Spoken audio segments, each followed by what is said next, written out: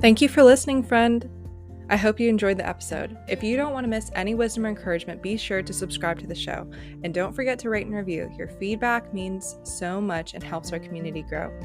If you're looking for more wellness wisdom and free resources, head over to livingwiselywell.com or get connected with me on Instagram at wiselywell. And if you're looking for a break from the hurried health lifestyle, check out my Return to Rest resource for tangible ways to slow down and finally find rest. Hey friends, welcome back to the If Only I Were Wiser podcast. On today's episode, we're talking about all things intimacy. I'm super excited.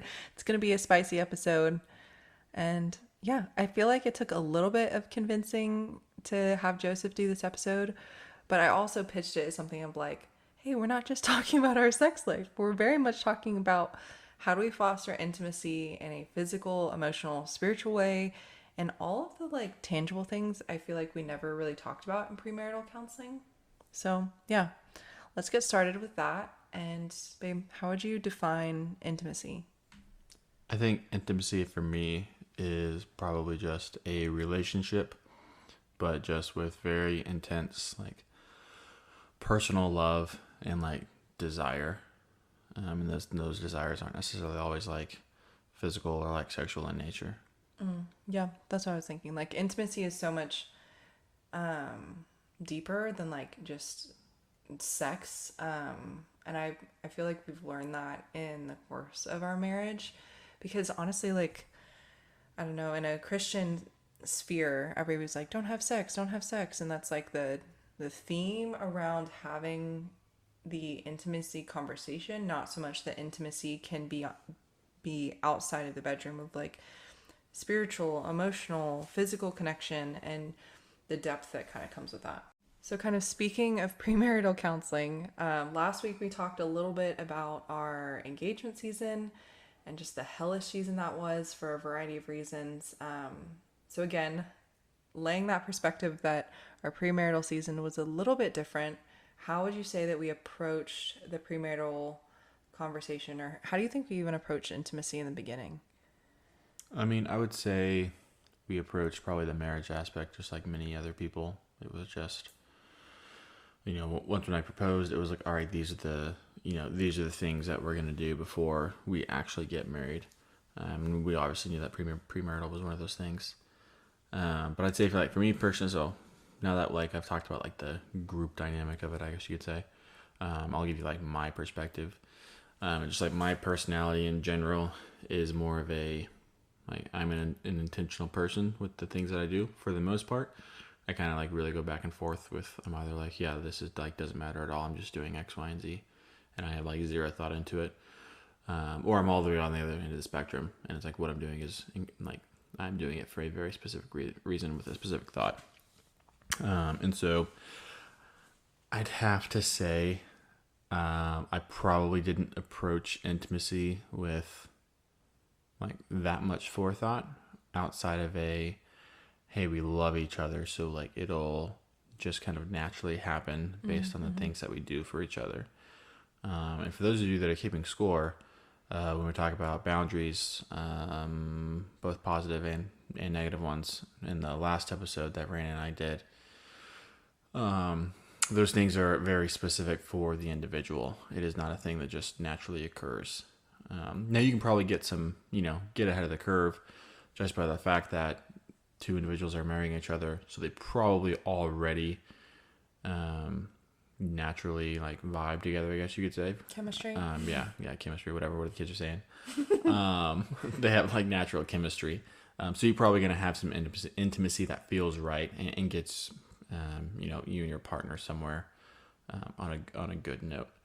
And that's called the honeymoon phase, and we all know that doesn't last. And so, but yeah, so I would say I definitely did not approach it. My approach was like, it'll happen naturally, or it'll happen like in a genuine way. And that's the best part of most relationships, is like when things happen in a genuine way. I think a lot of us can like agree on that, but this is one of those weird topics where, even though we can all agree on that, intimacy does not naturally happen. So it's just kind of weird. We want it to be genuine, it can come across as being genuine sometimes, but also I feel like it has to be one of those things where it's very intentional. Maybe that's just like my personal perspective of like, it has to be intentional to the point where it becomes natural and genuine, especially with marriage, since you're not marrying yourself, you're marrying somebody else with a different background, different religion, different culture potentially. So I would definitely say I didn't approach it with the correct through the correct lens that I view it now. So you're saying physical intimacy or like intimacy in general? I mean, it's definitely both. Yeah, I mean, it's they both fall in that same category. You obviously approach. I mean, I won't even say that. I think you pretty much approach them both the same. Mm-hmm. Yeah, that's true. And so I would say for me, how I approached intimacy in the beginning was, from coming from a like sexually traumatic background and like having a history with sexual abuse. That was something that we had to talk about pretty early on, of just like, hey, like for me, these are like, so physical intimacy is so deeply intertwined with emotional intimacy. And so like we had I feel like a different layer of like unpacking that together. But I also firmly believe from a like premarital standpoint of like, again, and we're saying this conversation of like physical intimacy, sex is solely reserved for marriage. And so that's really how we approached coming into our marriage, was that emotional intimacy begets physical intimacy. So I think keeping that in mind of like, that was a factor I brought in to our engagement and early on in our marriage, was like, those things are deeply intertwined. Joseph, like he said, had to be really intentional about that. And I had to be very clear and work through just some messy emotions and feelings and how that affected like my physical capacity for intimacy. So I'd say it was kind of blurred at the beginning. I feel like we have better like boundaries or better ways to communicate it now. But what were some of the things you wish we had actually, like things that we've learned now that we talk about on a regular basis maybe, but I don't feel like we had this conversation in premarital counseling outside of like the Christian correct answer of, oh, just don't have sex. Yeah, and that's just because everyone thinks that it's all going to be awesome, which it definitely is. What do you mean? As in like the honeymoon phase. Oh, like it's, no one thinks that their like physical relationship is going to be an issue, because that's the bee's knees of, of the marriage night. And if you hold those like traditional Christian values of waiting, so people don't think that that's going to be an issue. So I think maybe that's a reason why it's not talked about a lot. And also just everybody knows, like, I'm not sitting here with notes or anything. Like, these are literally just my thoughts. I don't have someone in the corner where I can just be like, Jamie, look that up for me. That I don't have it. So these are literally just like my thoughts. I don't like study up for these things. Yeah, we're just shooting off the cuff, guys. These are literally just my thoughts. I could be misinterpreting something I read. It'd be like that. It's just a conversation with what I think. Going back to like that genuine aspect of things, but yeah. So like I don't think people think it's often going to be an issue, because we just think that we're good at those types of things. Everyone thinks that they're good with relationships or good with friends, especially the person that you're going to marry. Yeah. Whereas people know, oh, we're going to argue about money. Oh, we're going to argue about how to raise our kid. And so I think those are the things that people talk more about, instead of the typical things or the day-to-day things of, you haven't, said these words to me in a long time, or I would really like you to, touch me in this way throughout the day, or whatever it may be. Yeah. And I firmly remember we have one couple that's really stood by us from the beginning, even in the like tumultuous season that was our engagement.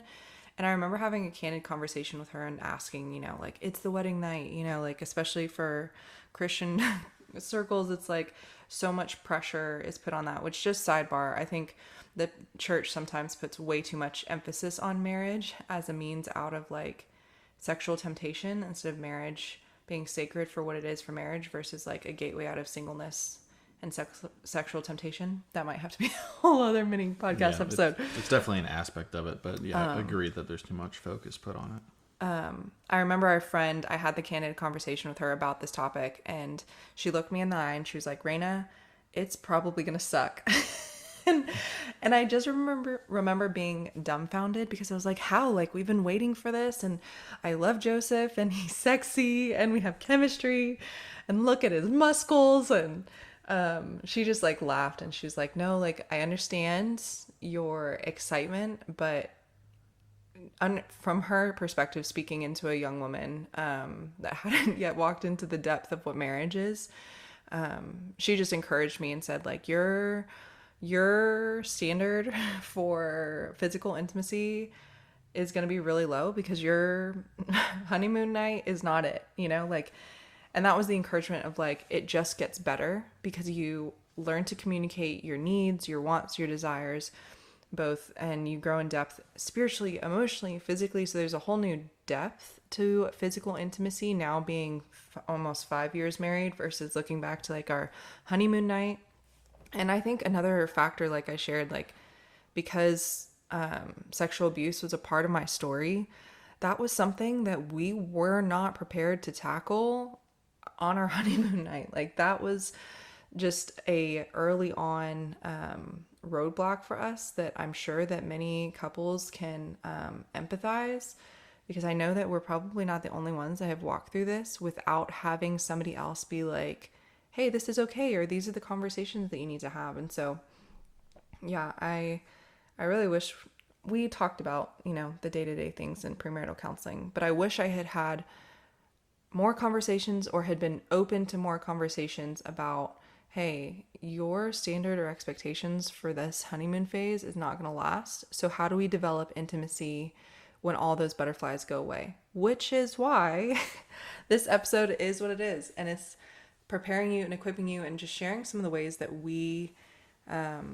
really love each other when all the butterflies have gone away. And one of those first things that I think that we have clung to in our marriage to make sure that we're healthy, on the same page, and we really foster even room or capacity for physical intimacy, as well as some of the other areas, is dating your spouse. You have to date your spouse.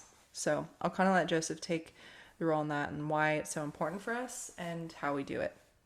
So dating your spouse is a term that, I think I read it in like a Tim Keller book, so not really my original thought, but I don't remember enough about that book to quote anything from it, so you're just stuck with my thoughts. So dating your spouse, in my opinion, it's all the things that you did while you were dating, and you still do them while you were married. Mm-hmm. I know it sounds like kind of trivial, of like, oh yeah, of course. But I think everyone can look at like other people's relationships, or maybe you've had that friend that does talk negatively about their spouse. And they talk about all the things that, like, oh, like when we first met, they opened the door for me when I was going into rooms. Which is actually really hard to do with Reyna because she always walks really fast. Okay. And I literally have to walk so fast to get in front of her. I'd be like, yo, slow down. So I cannot get to the car door fast enough, especially if I'm with Ledger. I think there have been times where I've literally pulled Reyna back and be like, no. And she's so confused as to what's going on. But anyways, and so it's still getting your significant other, I'm going to say flowers because Reyna likes flowers. I could care less about flowers. I'd be pretty happy with a box of spicy Cheez-Its, or a Monster. And so, I get Reyna flowers from time to time, or a Post-it note somewhere in the house that is something intentional with, some verbiage that I know that she likes to hear, or a pun or something. Or it could be, food somewhere for her, like her workout bag or whatever. And so it's really all the small, tiny things that you did when you were dating to win that individual's favor, or make them want or attracted to you more, and you still do those things. Mm-hmm. There's obviously that really easy tendency of once when you get, once when you complete the hard task i.e. you actually got married, then you're kind of just like, all right, whew, done, thank God, I made it. But then there's actually like so many more tasks like after that. And you can't just really like check out, just be like, oh, cool, like we're married, like we're not gonna separate. We've committed ourselves to each other. Awesome. So it's just all the tasks, and I say tasks. It's all just the things that you do for each other continuously, and not just coexist. Coexisting is basically just like they are your cohabitant. They live in the same the same house or apartment as you, and you just happen to have a physical relationship with that individual. That's kind of what I mean, like coexisting. Like I think if someone is like not dating their spouse, they don't do all those intentional things. They don't try to go out on dates, which is like super difficult when you have a 3-year-old terrorist. But when you're not trying to do those things and you just go day to day to day without doing those things, and you're just literally just coexisting, and there are just those routine touch points that you have of like, okay, dinner's typically at 5:30, and then we'll put ledger down at 7:30, and then we'll do this from 8:30 to 9:30, and then we'll go upstairs. That's kind of like coexisting. And obviously like everyone's life will have those seasons where it's just like, this is kind of impossible to do all these things right now. And then that goes back to the conversation of like revisiting boundaries every now and then. So like Reyna and I have not had the conversation yet, but we're about to move to Louisiana for our new job, or my new job. And in the next couple of weeks, we'll have another conversation of like, all right, how do we want to be intentional for our family during this, work assignment? Because I've had a pretty awesome schedule for this past year, and my next one will be pretty good too, but it'll be pretty different as well. So we'll have to revisit those boundaries of, hey, how does this look? And then I continue doing those day-to-day tasks, and obviously you go through like. We'll be in Louisiana for the next 2 years, and so, but within those 2 years, even though it'll be a pretty good schedule, I'll still have a week or maybe a month where it's like, this is chaos. And that's also when it just kind of comes to your spouse to have some like self-awareness of like what's going on. But that's a long way to say of just like continuously dating and like striving for your spouse's affection and love, and to put them on a pedestal to make them feel better. Yeah, I'll go back a little bit. One of the things that I loved that Joseph did while we were dating was his puns, and it was as simple as like a sticky note and like a snack. So I remember he came over, we were studying. The night before, I told him I had to get up really early. I had my job at the gym, and then I had a full day of classes, and then I also had to go get groceries because I had like no groceries. I really just needed yogurt because that was my like morning snack, whatever. And so I remember coming home to my apartment later that day, and Joseph had stayed after I had left, and I came home to a sticky note and a carton of berries and some yogurt. And the sticky note said something to the effect of like, I like you very much. And it was just so simple, so dumb, and I loved it. And I just loved the fact that, oh, he remembered this comment that I made about this thing, and then he acted on it in the very little ways. And so when Joseph is saying being intentional in the small things, I truly think that has made all the difference for the seasons where we can't date each other in the big ways, if that makes sense. So like, we thankfully over the past like 8 months being in Georgia have had an incredible community that has allowed us to literally go on more dates in the past 6 months, like child free, let's go get dinner and don't have to worry about anything dates, than we have in the past 5 years. Like, we took our first solo couples trip, and it was awesome because we had the capacity in the season, and we had the friends that were able to do it in the community to do so. However, I think the reason why we are in a healthier place in our marriage than I've seen, even just as my parents' example growing up, was because we've done all the little things that got us through to the big times where we don't have the capacity to go on a date every week. Now, one of the things I often hear is like, and the same excuse that I've used often is, well, we don't have time to date. We don't have the budget for it. There are a lot of ways that we can be intentional without the money and or a big amount of time. Like, it's a simple, I'm looking at a sticky note on my laptop right now as we record this, of just this like funny inside flirting joke that Joseph wrote one day, and it sits on my laptop so that he knew when I went to go edit, he'd find this sticky note for me. And sometimes it is like making sure that instead of going to Starbucks or grabbing coffee that week, I use that $10 to go get Joseph a box of spicy Cheez-Its and a horrible for your body monster when he comes home from a long day work and it's sitting on the counter with a note that says love you. Or even serving your spouse. I talked about this in the blip for this episode, but finding the little ways to serve your spouse, like getting laundry done, doing a task in the house that they may not want to do, taking the trash out. Those are all little ways that I think foster intimacy, because it shows that you care and you're intentional in the little things. Because when sex or physical intimacy and those big things come up, you have a foundation of trust and little examples that kind of have already filled that bucket, so that you can step into those big moments and feel a lot more heard, seen, and satisfied. So my challenge to you in that, and to myself, because Joseph and I have had this conversation many a times, is to be intentional in the little things.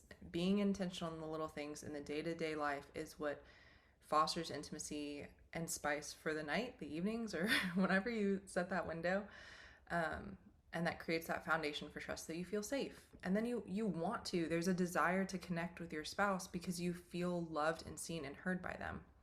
And one of the ways that we create intimacy in the day-to-day, it started from this quote from a resource that we love. I'm totally going to botch it and the numbers might be off, but the ministry's resource is called 24/7 Marriage. I love following them on Instagram, and they have a podcast, and they just have really awesome biblical wisdom around marriage and protecting your spouse and fighting for a marriage that lasts outside of the honeymoon phase. And one of those things they were talking about was like that women need around 90 minutes of conversation and just kind of airing out emotionally before they can even begin to desire any kind of physical connection, which I thought was awesome because I'm absolutely an external processor, and that made so much more sense for me. And then the other thing was like creating touches throughout the day of like, my love language is physical touch. So if your spouse's love language is physical touch, is making sure they have it like at least 5 like physical touch points throughout the day. So like if Joseph walks into a room, he'll like touch my arm or touch my shoulder or give me a hug, and just being intentional about, we joke about getting your touches in for the day, because that's what like fills your bucket for your night or your physical connection. And conversation can also be one of those things that I think Joseph and I make sure, especially with his career, that I don't usually have a lot of touch points with him, especially during very busy seasons. He's not home. So that makes all the difference for us to, one, have the physical touch points, the little things that show that we care, to create desire for physical connection later, as well as the emotional connection of conversation during the day. That really helps me. Yeah, so I mean, I can't say my answer is much different than what Reyna just mentioned. For me, the way that I grew up wasn't a very physical touch or like words of affirmation environment. I don't think any less of my family for that. Don't love them any less. It's just the way in which I grew up. As I mentioned earlier, like Reyna's family didn't grow up that way. So for me, it's about being intentional. Because if I'm doing something, I'm like kind of locked into what I'm doing. I'm not thinking about much else. So if like Reyna texts me throughout the day, I'm gonna look at that text message for like 5 seconds because I've got the memory of a walnut. So, but I know that those words and those responses are good for her because it lets her know that I'm paying attention and I'm not just like putting her in a box every time I go do something army related. So I have to be intentional and responding to that text. So maybe I don't open that text and I leave it on my screen. So that way the next time, I open my phone, I also still see again that I have a text message from Reyna. I didn't know that. That's so cute. Well, it's not actually Reyna. Her name is Girl in my phone. So I've got a message from Girl every day. Thanks. But yeah, so like it is just being intentional. And if, doing it in times where you don't have enough time, I mean, that's not really an excuse. I've known stories of people who don't have like a place to work out, and so they in school, and so what they would do is they would run sprints up the flights of stairs, and that's how they put their backpack on, and that's how they got their workouts in. So it's like for my situation specifically, it's maybe $1 to get a pen or a pencil, and then another $1 to get some sticky notes, and then boom, I have just covered, my day for words of affirmations, because I can put those. Ryan mentioned earlier, I can put a sticky note in her laptop because I know she's not going to do podcast stuff until the afternoon. Okay, sweet. I've just covered my afternoon worth of affirmation. And, it may sound bad that I'm thinking about it this way of like, okay, cool, I have checked the afternoon block. Cool, I'll send her a text during lunch. Cool, I have checked that block. But that's that's the intentionality behind it. Some people might not like that because they're like, oh, this is terrible because it's not genuine, But once again, it goes back. This is that weird gray space where like if it was genuine, then it wouldn't happen often because you're not always thinking about it, and that's just the harsh reality of life. Like you're not always thinking about your significant other, and they don't always want to hear that. Like nobody wants to hear that. Everyone wants to think like they are the best friend, or that their spouse is just fully enamored with them 100% of the time, but it's just not factual at all. Maybe you live a life where that's a possibility. I hope someone does have that life, but that's not our life. And I can't really envision a life where that would be possible personally.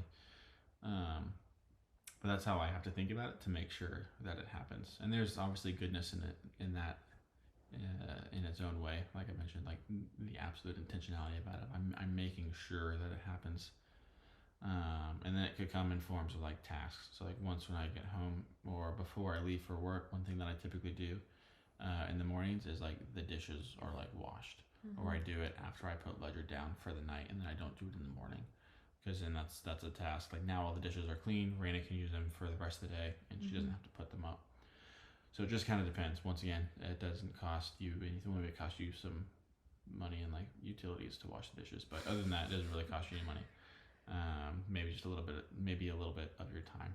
Yeah, which I will share with our audience the recent betrayal that I've had in Joseph's acts of service. So, like Joseph said, we've had the conversation of like, is this genuine or not? Should we schedule sex? Should we, is it disingenuine to basically set a reminder on your phone to text him or buy these things or do these things? And I don't think so. That's a side note. But I say that because acts of service, I wouldn't say is my number one love language, but since becoming a mom, where I feel like I cannot turn off the constant to-do list, both in my brain and physically, the little acts of service really get me going, Like you see those reels, or maybe it's on TikTok, it's like my husband trying to seduce my husband, and she's like coming out in lingerie. It's like my husband trying to seduce me, and he's like vacuuming, putting laundry away, cleaning the toilets. It's like, yeah, do the housework. That being said, I was heartbroken by Joseph's recent betrayal because our base, doesn't recycle like our last installation did. So you have to take your recycles out to the like our local gas station and dump them in the large trailer recycling bins. So my job as a wife, as many of the other reels on Instagram share, is to toss the boxes, we don't have a garage, into the front foyer for Joseph to pick up and recycle for me. And so for the longest time, I would see the boxes accumulate. It would add to my mental list and think, oh, I have to remember to grab the recycles, drive them all the way to the trailer and make sure they're put up. But then there were several mornings where I'd come downstairs, and Joseph's usually gone for work before Ledger and I are up for the day. And the recyclables were gone, and I would just feel so touched and loved by the fact that he was being so intentional and just doing this for me, because he knows how much it like just feeds on my brain space because I have to look at it and then it's another task, until he revealed 2 days ago that this was not the case. Do you want to go ahead and share, my love?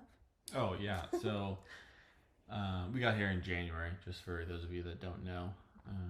And I mean, I'll say I never specifically told Reyna what I was doing with the recycles. And I don't think I specifically told her that I was dropping them off in a specific place. Oh my gosh. So I'll defend myself in that manner. But I was absolutely taking care of the recycles. Reyna just assumed that I was a horrible person. that I was taking care of them in the way of going to the recycle bin that was at our gas station and dropping them off.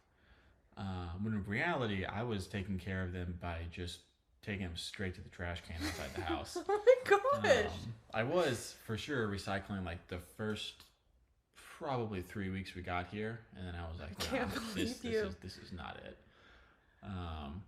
I mean, you've heard all those stories, like, you know, they're not actually recycling. They go to the same, all the recycles go to the same place my regular trash goes to.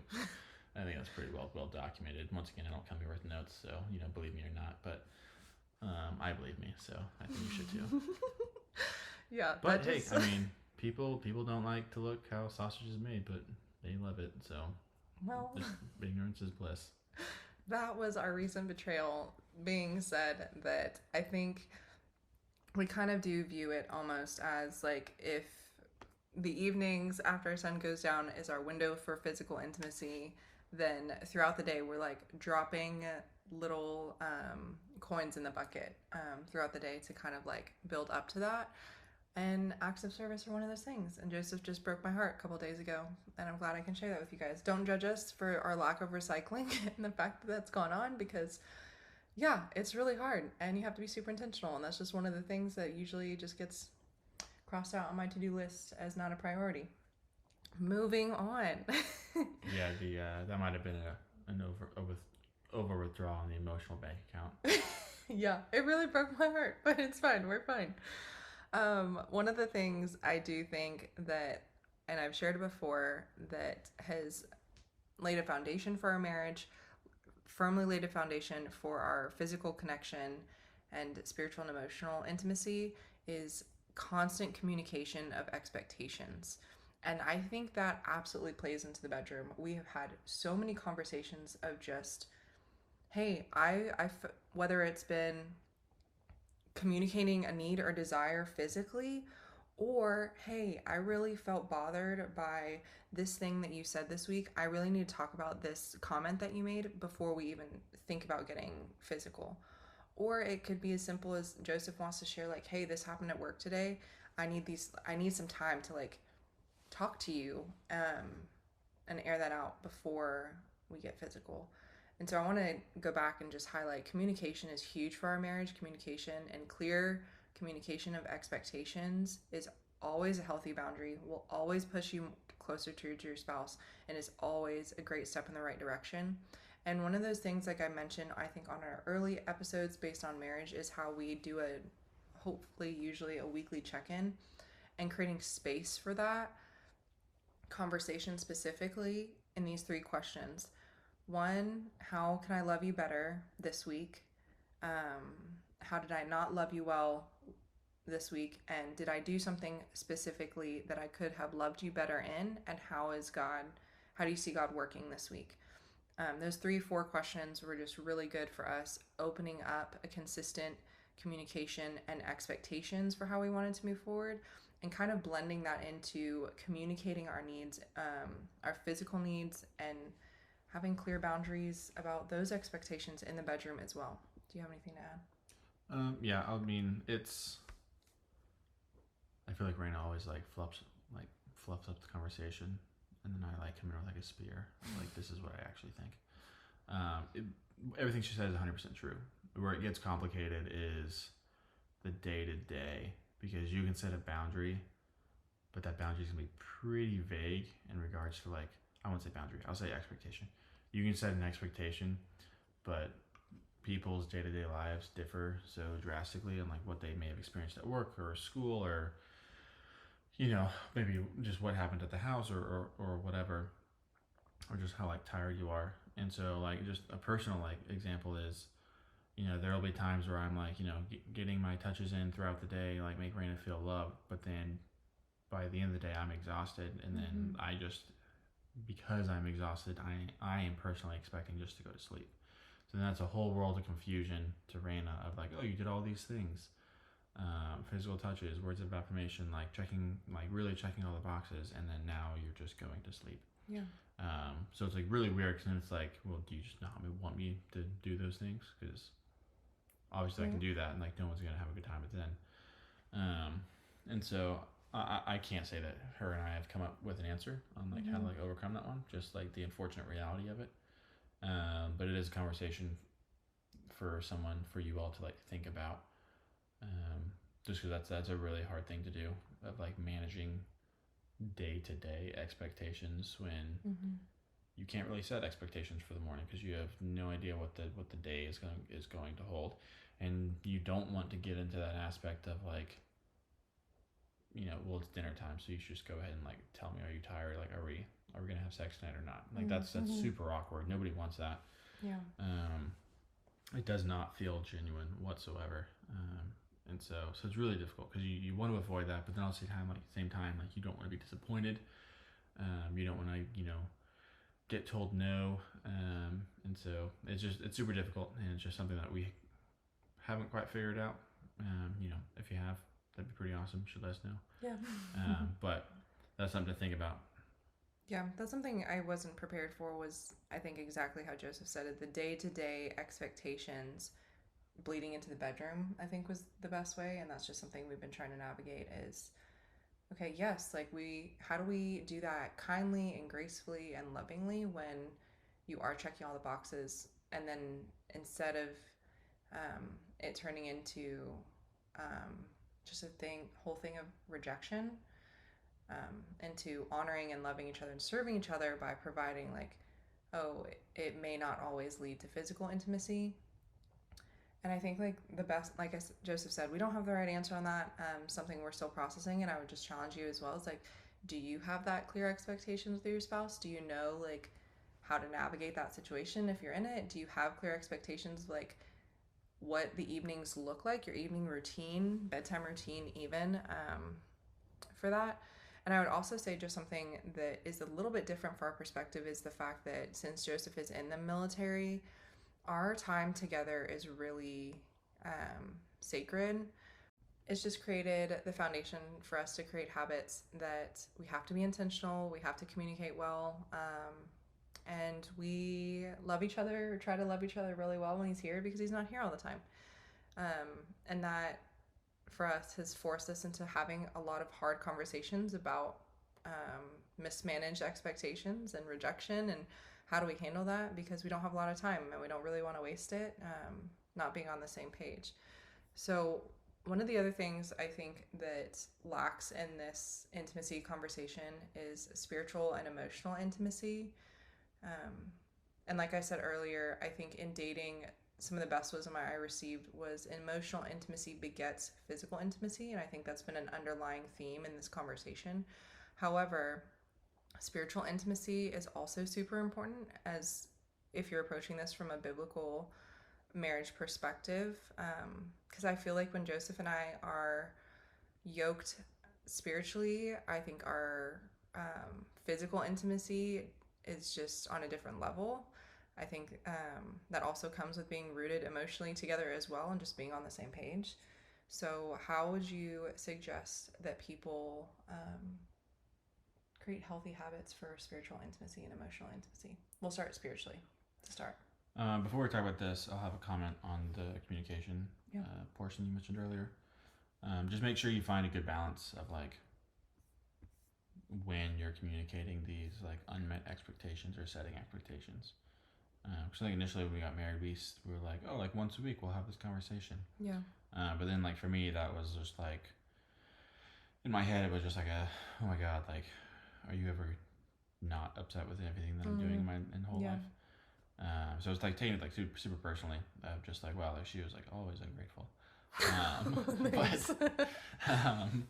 But but I mean, in reality, like it wasn't like big things. It was just like, oh, you should do this. But I take like mistakes and whatnot like super seriously, like straight to the heart. And so that was like way too much for me. So we don't do it on a weekly basis. I don't really think we've like set a timetable to it, but we still do it pretty consistently.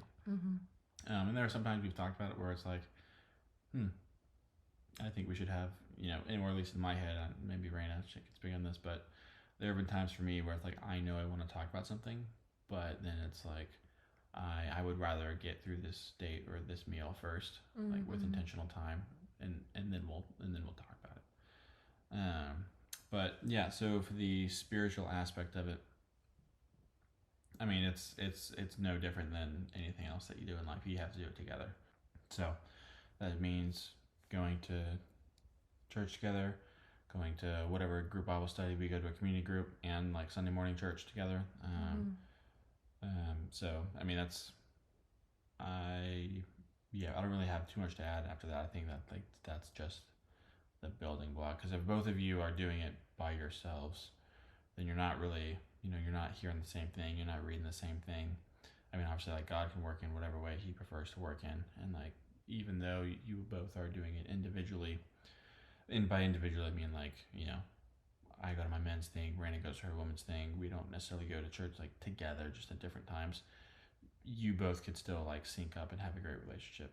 You don't have to sit next to each other in service, but there is like some sweetness being able to like sing a song or like pray right next to Reyna on like Sunday mornings or Wednesday nights. And so like you can absolutely like still be very spiritually like in sync and intimate together while doing those things by yourself, but doing it together obviously like for us helps tremendously. Yeah, I think outside of like basic what would be healthy spiritual disciplines of attending a local body, a local church, and connecting with community on a regular basis, like other couples that believe the same things you do, I think exactly how Joseph said, it creates another level and layer of sweetness for us that does bleed into like other aspects of our intimacy and the depth of our relationship.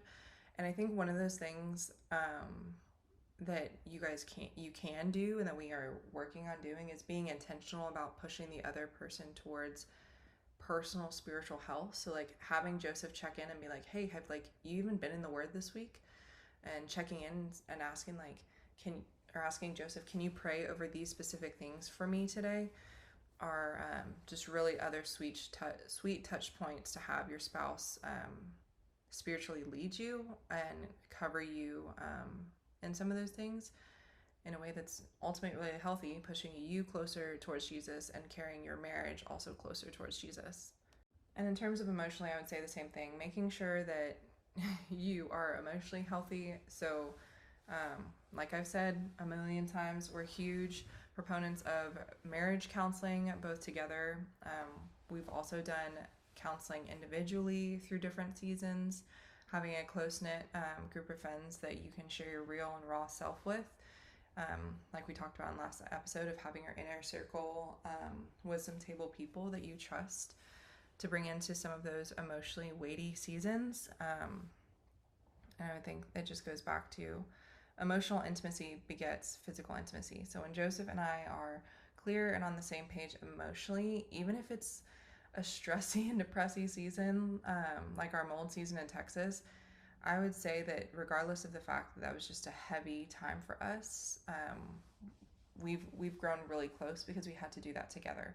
And the same with us trying to conceive right now, as much as it's a heavy and emotional season, with just some of the things that we've been walking through and the news that we've gotten, it's created a whole other layer of depth for us because we're growing in intimacy together and we're rooted in those other areas physically and spiritually, so that emotionally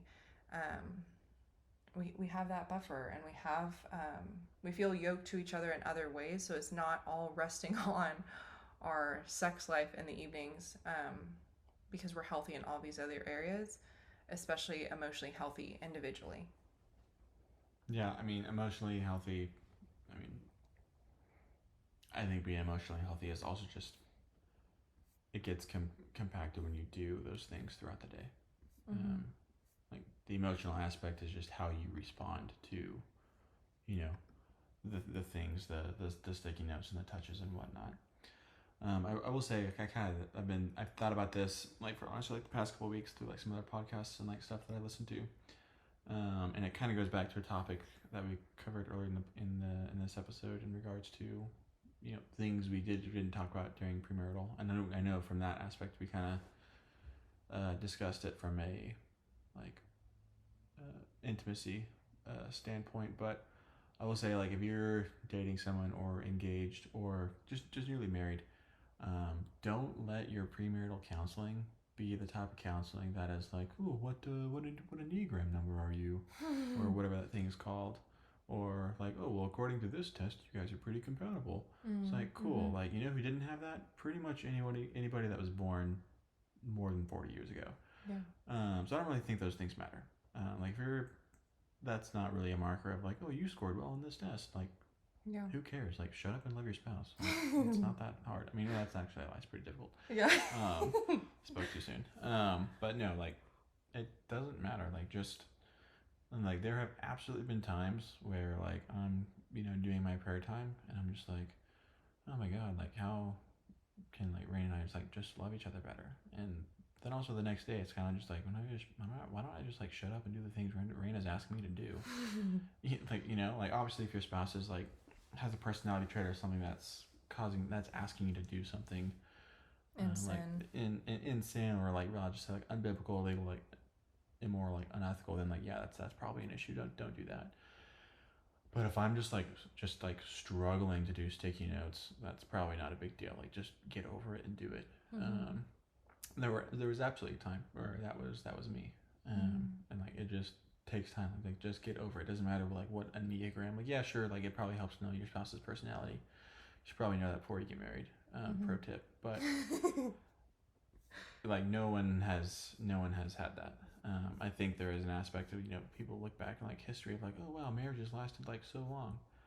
It's probably just because they just loved each other and they worked through everything, because it wasn't acceptable to not do that. Whereas nowadays we have a lot of acceptance towards, like, oh, like, this is really hard, like, that person did X, Y, and Z. And I'm not trying to, like, degrade anyone's, like, divorce situation or anything like that. But there are a lot of areas that we push ourselves into a spot where, like, okay, well, this is acceptable because of X, Y, and Z. And so, yeah, I think if your premarital counseling is focused on, like, personality types, it's not really focused on the right thing. There's no, I don't think there's any thorough premarital counseling. I think premarital counseling nowadays is just like, all right, do we have any red flags? Because there are so many things that should be discussed in premarital counseling that Rain and I were like, oh wow, I didn't even think about that. We should have discussed this. Yeah. And there's really just, like, not enough time. So like, just emotionally, your spouse feeling, like, emotionally loved is because of the things that you're doing. If they're not feeling emotionally loved, well, it's because you're not doing the right things. If Reyna says we have a communication problem, and I'm just like, no, we're doing great, like, by definition, we have a communication problem. Just because I don't feel loved a certain way doesn't mean Reyna is also the same way. That's just how it works. So there comes a time where someone just kind of has to, like, shut up and just, like, do something about it. Yeah, and it comes from the place of it's really hard to love your spouse. It's really hard to love and serve and submit to a person that is a continuous mirror of all the ways that you fall short. Hello, sanctification. And I think we've talked about before, Timothy Keller's book, Sacred Marriage, isn't it? Where he says marriage is not made to make you happy but holy. And that's definitely been the case for us. I'm so much holier, Joseph, because it's so hard to love you sometimes. And it's been such a sweet way to do that. Any way I can help. And a really sweet way to do that and learn intimacy from the depth of knowing my husband and the fact that he knows me super well. One of the last things that we'll cover, I think, is a really emotional and probably very controversial topic in terms of physical intimacy where this conversation is involved, because from a biblical lens, this is a conviction that we have, and I don't know if everyone shares this conviction, but for us, porn has no place in our marriage, in our relationship, or even in this conversation, because it's not something that we entertain, either individually or together. Like I said, I say that with grace in terms of this is our personal conviction, the way that we hold this boundary and standard for our marriage. But I also, just because we've seen the damage that it can cause in our own hearts, and it just fosters an environment of lust, and it's not something I want for my son either. And it's just a boundary I think we hold really tightly. Yeah, I mean, I'd say it's probably not even, a boundary that we set. Like, we're not married to people in those, types of videos or photos, so, like, we don't have any place to, like, be, like, looking or listening to those things. But yeah, I mean, I think there's enough, you can take the biblical aspect out of it. Yeah. There's enough science out there to know that, like, anything like pornography related is incredibly terrible for you. And I mean, I remember, like 2 years ago reading a book that was written in like early 2000s, like the statistics on it, for like exposure to teenagers, and probably not even teenagers, was pretty high. And I know it's probably gotten worse in the past 20 years. But yeah, I mean, biblical set aside, it's got no place in anybody's lives. And from personal experience, having been an individual that like struggled with it prior to meeting Reyna, thankfully, it's pretty destructive for how you view the opposite sex as well. So it's definitely not a thing to trifle with. It's definitely not an easy thing to get out of. And yeah. Yeah. It's an easy foothold, I think, in your heart, in your brain. Like I said, and Joseph mentioned, taking the biblical aspect out of it, there's just a lot of research of what lust creates in a biological sense, and how that can harm your marriage emotionally and physically, and even managing the subconscious of expectations of when you see your spouse after seeing X, Y, and Z, and getting that consistent dopamine hit through that stimulus. But I just wanted to say that in terms of providing encouragement and grace to that conversation, but also making a distinct boundary there. How would you, I think, encourage someone that is struggling with that, or knows that it's not healthy, but knows that something might need to change? I mean, I think you're either gonna have to have a group of individuals that you're open with to like help you out, or you literally just separate yourself from any faucet that you could get it from. I think those are really the only two ways. Like, you're either gonna have people that you're open and honest with on a weekly basis that help you through it. There are probably like plenty of apps or whatever that like monitor, specifically like parenting apps. I know that's what they're like traditionally used for, but you could also use that for like friends as well, or you just kind of just grind through it and figure it out, and then just cold turkey and stop it. There's not a pretty way to like get over it. As mentioned before, like, it's pretty destructive, not just like in like how you view other people, but one, how you view yourself, and then how it kind of sticks with you. So like there's not like a pretty conversation to have, and like how to get over it. You just have to like get over it, either by yourself in the gutter until you're out of there, or through other individuals. Yeah, I'll always be a big proponent of community in that aspect, because going together you go farther. And I also think that from the biblical perspective, that is healthier and safer. And it's messy regardless, because of the physical intimacy conversation. But I think that going with community and wrestling through some of the hard things of addiction like this is worth it, because healing is found through other people, through Christ. And yeah, it's not a place that it should have in your marriage, because it's setting you up to fail. And I say that with the most with the most love. So babe, This was a really good episode. I was kind of nervous. Do you have any last closing thoughts? I mean, I'll say like there's a lot of things that were not just said in regards to like the topic of like pornography. There's a lot more that I could say, especially having been someone who like did just grind their way out of it. But I think this is like a conversation that should kind of be had one-on-one.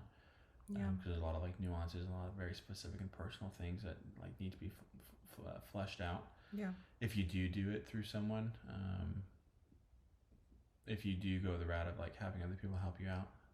So I'm not gonna like comment on a lot of those things, but if that person is you, then just like, I mean, I'm not gonna put my info out there, but like reach out through Reyna if you need to get to me, and then we'll have that conversation like one-on-one. Yeah, we're here for you guys. We love you guys, and we wouldn't, the premise of the show I've shared a million times is Joseph Hidd is the one that initially encouraged me 2 years ago to be who I needed in all these aspects of wisdom, healing, wellness, healthy living, and healthy spirituality. So we want to be there for you guys. We want to have these conversations because we didn't have these conversations, and we wish we were wiser in a lot of ways. And we hope that it helps you too. So we'll see you guys next week. We're moving. Prayers could be over that. And we'll see you guys in the next episode. Thank you for listening, friend. I hope you enjoyed the episode. If you don't want to miss any wisdom or encouragement, be sure to subscribe to the show. And don't forget to rate and review. Your feedback means so much and helps our community grow. If you're looking for more wellness wisdom and free resources, head over to livingwiselywell.com or get connected with me on Instagram at wiselywell.